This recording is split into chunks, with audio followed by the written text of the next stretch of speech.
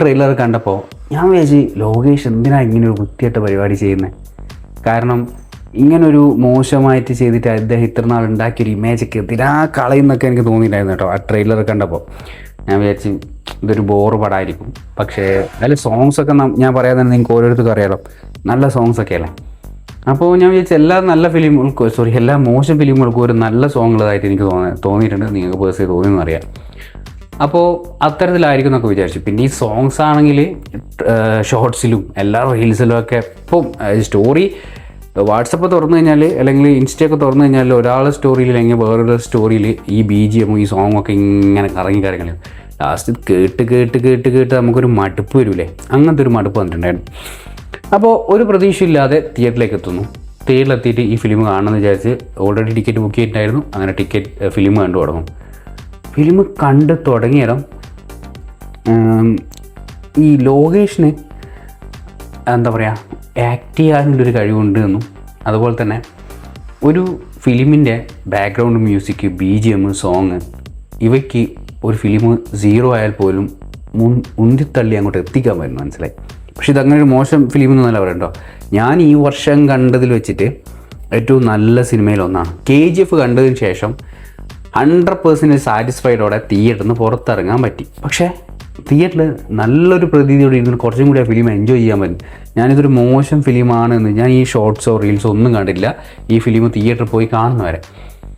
അപ്പോൾ ഞാൻ തിയേറ്ററിൽ പോയി വന്നതിന് ശേഷമാണ് വണ്ടി എന്തെങ്കിലും നോക്കുമ്പോഴാണ് ഞാൻ കാണുന്നത് എല്ലാവരും നല്ല അഭിപ്രായങ്ങൾ ഫിലിമിന് പറ്റി.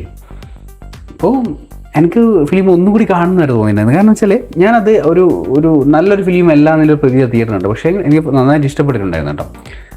എന്നെ ഞെട്ടിച്ച് കളഞ്ഞത് ഒന്ന് ലോകേഷ്, ഒന്ന് ആക്ട്രസ്, പിന്നെ മെയിൻ ഈ ഫിലിം. ഇപ്പം നമ്മളെങ്ങനെയാണ് പറയുക, ഈ ഒരു നമ്മളെ നട്ടല് എന്നൊക്കെ പറയുന്നില്ലേ, എന്താ പറയുക, അങ്ങനെ രീതിയിലാണ് ഈ നമ്മുടെ അനിരുദ്ധിൻ്റെ മ്യൂസിക് ഇല്ലെങ്കിൽ ആ ഫിലിം ഒരു ബിഗ് 0 ആയിരിക്കും എന്ന് എനിക്ക് തോന്നിയിട്ടുണ്ട്.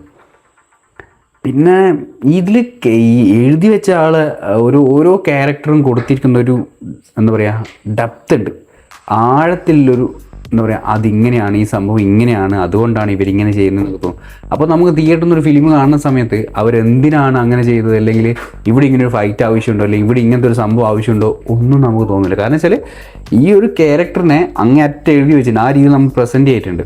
അപ്പോൾ ഈ പ്രസൻറ്റ് ചെയ്തുകൊണ്ട് തന്നെ നമ്മൾ ഇതുവരെ കാണാത്തൊരു പുതിയ സ്റ്റോറി ഒന്നും കേട്ടോ, നമ്മൾ കണ്ട് മടുത്തൊരു സ്റ്റോറിയാണ്. പക്ഷേ ഓരോ ക്യാരക്ടറിനും അതിൻ്റേതായ എന്താ പറയുക ആഴത്തിലുള്ളൊരു ഇത് കൊടുത്തിട്ടുണ്ട്. അപ്പോൾ നമുക്ക് ആ ക്യാരക്ടറിനെ കാണുമ്പോൾ തന്നെ അയ്യോ അതങ്ങനെയാണ്, ഇതുകൊണ്ടാണ് എന്ന് തോന്നും. അതുകൊണ്ട് തന്നെ നമുക്ക് തിയേറ്ററിൽ കണ്ടിരിക്കാൻ എന്താ പറയുക നമ്മളെ ഞെട്ടിക്കുന്നൊരു ഫിലിമായിരിക്കും.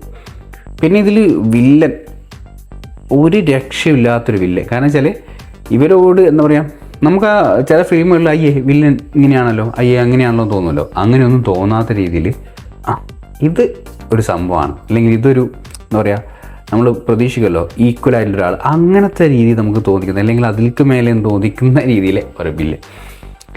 തിയേറ്ററിൽ നമുക്ക് പോയിട്ട് ഈ വീക്കെൻഡിൽ കാണാൻ പറ്റുന്ന നല്ല ചിത്രം എന്ന് ചോദിച്ചു കഴിഞ്ഞാൽ ഒരു 18 വയസ്സിന് മുകളിൽ ആൾക്കാർ മാത്രമാണ് കേട്ടോ ഞാനിത് പറയുന്നത്. നല്ല വയലൻസ് ഉണ്ട്. നമ്മൾ ആ രീതിയിലൊക്കെ കാണുമ്പോൾ നമുക്കതൊരു കുട്ടികളൊന്നും കൊണ്ട് നിങ്ങൾ തിയേറ്ററിൽ പോയി ഫിലിം കാണാൻ പാടില്ല എന്നാണ് എനിക്ക് പേഴ്സണലി പറയുന്നത്. അല്ലാത്ത ഇത് നിങ്ങൾ തിയേറ്ററിൽ നിന്ന് ഫിലിം കാണുക, എൻജോയ് ചെയ്യുക. പിന്നെ ഈ മ്യൂസിക് നിങ്ങൾക്ക് ഇപ്പോൾ ചിലപ്പോൾ നമ്മളിപ്പോൾ പറയും ഈ സംഭവങ്ങളും മനസ്സിലാകുന്നില്ല. ഈ മ്യൂസിക് ഇല്ലാതെ നിങ്ങൾ ആ നിങ്ങൾ തിയേറ്ററിൽ ഫിലിം കണ്ടതിന് ശേഷം ആ മ്യൂസിക്കും ബാക്ക്ഗ്രൗണ്ടും കാര്യങ്ങളൊന്നും ഇല്ലാതെ ആ ഫിലിമിൻ്റെ ഒരു പ്രസൻറ്റേഷനെ പറ്റി നിങ്ങൾ ആലോചിച്ച് നോക്കുക. അപ്പോൾ അതെങ്ങനെ ഉണ്ട് എന്ന് നിങ്ങൾക്ക് വ്യക്തമായിട്ട് മനസ്സിലാവും. അപ്പോൾ അനിരുദ്ധിൻ്റെ മ്യൂസിക്, പിന്നെ അനിരുദ്ധ് പല രീതിയിൽ ഇതിലേക്ക് കാര്യങ്ങൾ കൊണ്ടുവന്നിട്ടുണ്ട്. എങ്ങനെയാണ് നിങ്ങൾക്ക് അത് ഫിലിം കാണുമ്പോൾ മനസ്സിലാവും. അവരെ പ്രസൻറ്റ് ചെയ്തിരിക്കുന്നത് മ്യൂസിക്കിൻ്റെ പല രീതിയിൽ നിന്ന് ഞാൻ ഉദ്ദേശിച്ചത് എങ്ങനെയാണ് നിങ്ങൾക്ക് തിയേറ്ററിൽ കാണാൻ മനസ്സിലാവും. പല എക്യുപ്മെൻറ്റ്സ്, അതിൻ്റേതായ കാര്യങ്ങൾ നമ്മൾ പ്രതീക്ഷിക്കാത്ത ചില സംഭവം മ്യൂസിക്കിലൂടെയൊക്കെ അദ്ദേഹം ചെയ്തിട്ടുണ്ടോ.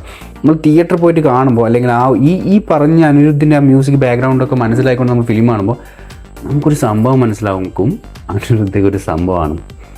അനിരുദ്ധ അല്ലാതെ വേറെ ആരെങ്കിലും ആണ് ഇത് മ്യൂസിക് ചെയ്തിരിക്കുന്നെങ്കിൽ ചിലപ്പോൾ നമുക്ക് ഈ ഒരു ഫിലിം ഈ ഒരു രീതിയിൽ എൻജോയ് ചെയ്യാൻ പറ്റുമെന്ന് എനിക്ക് തോന്നില്ല കേട്ടോ. പക്ഷേ ഒട്ടും എന്താ പറയുക പ്രതീക്ഷിക്കാതെ കണ്ടൊരു ഫിലിമായതുകൊണ്ട് 100% സാറ്റിസ്ഫൈഡ് ആണ്.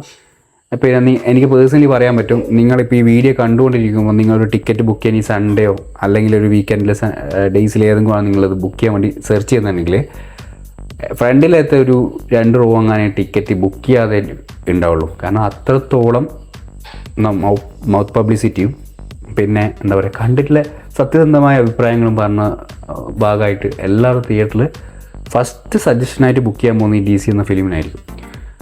പിന്നെ ഞാൻ കൂടുതൽ പറഞ്ഞ് ഇതാക്കുന്നില്ല. ഫിലിം ഒരു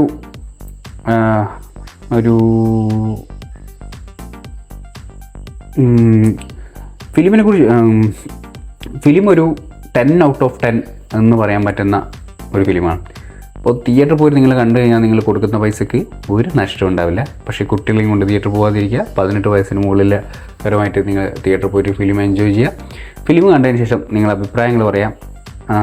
ഇതിലാരാണ് അല്ലെങ്കിൽ ഏതാണ് ഒന്നും കൂടി ബെറ്റർ ആയത്, അല്ലെങ്കിൽ ഇതിൽ ആക്ടിംഗ് ആണോ, അല്ലെങ്കിൽ സോങ്സ് ആണോ, അല്ലെങ്കിൽ ഇതിൻ്റെ BGM കാര്യങ്ങളൊക്കെ ഓക്കെ ചെയ്ത മ്യൂസിക്കൽ ഡിപ്പാർട്ട്മെൻ്റ് ആണോ, ഇതിലെ ഏതാണെന്ന് നിങ്ങൾ കാണുക, നിങ്ങൾ അഭിപ്രായങ്ങൾ പറയാം. അപ്പോൾ ഓക്കെ, അപ്പോൾ വേറെ ഒന്നുമില്ല. അപ്പോൾ ഓക്കെ, ബൈ.